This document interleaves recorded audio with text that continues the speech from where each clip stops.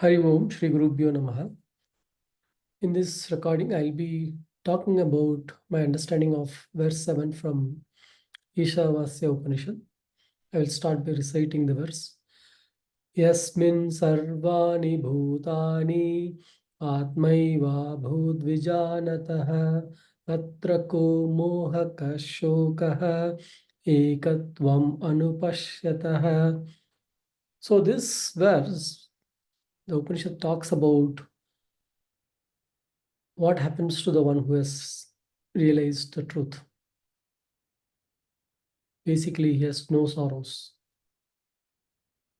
So let's understand what this verse is saying by analyzing what causes sorrow.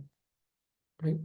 For Ajnani, it starts with the understanding of I am this limited being. There is this world outside of me from where I get happiness and sorrows. And there is God who is all powerful. And this wrong understanding or delusion is what leads to sorrow, as one cannot get permanent happiness from anything outside, as the dependent things that gives happiness are of temporary nature by itself, be it something sweet to eat or money or friends, relatives, etc. They're always changing. And actually, the very thing that gives happiness to a person becomes attachment, and he now doesn't want to lose them, which leads to more worries. Right? So, what is the solution? Is there a possibility of eternal happiness? Yes. One needs to basically understand the real nature of the self, need to realize the truth, and not feel helpless that nothing can change the life situation, its fate, etc. Right? So, what is this truth? The truth is, I'm not this body mind complex, which are of nature of changing. Right? While I am of the nature of, my nature is unchanging, unchanging existence and consciousness. The world is not outside of me and separate from me. The what appears as world is mithya, an appearance to the senses. It looks like real, while on investigation from the Atmajyoti, one can see that it's not there. Right? So something real means it should not change at all. And God is not somewhere. He is there in everyone. It in me as well. So my nature itself is of Ishvara, which is eternal. I have no birth and death, no change, diseases and aging or to the body. Right?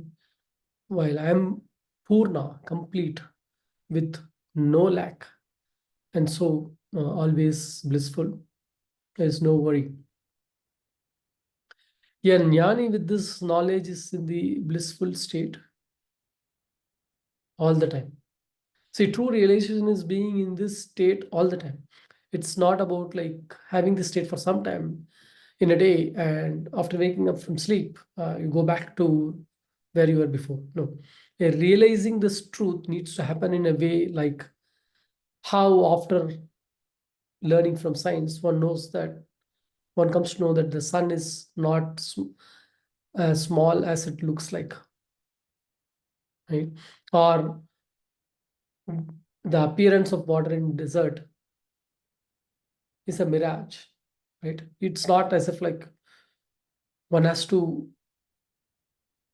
even after knowing, falls for their wrong notion. Once you, the realization has to be so strong that once you get it, there is no going back to the state of ignorance again. And so what is then what is this? How do I take the life in this world?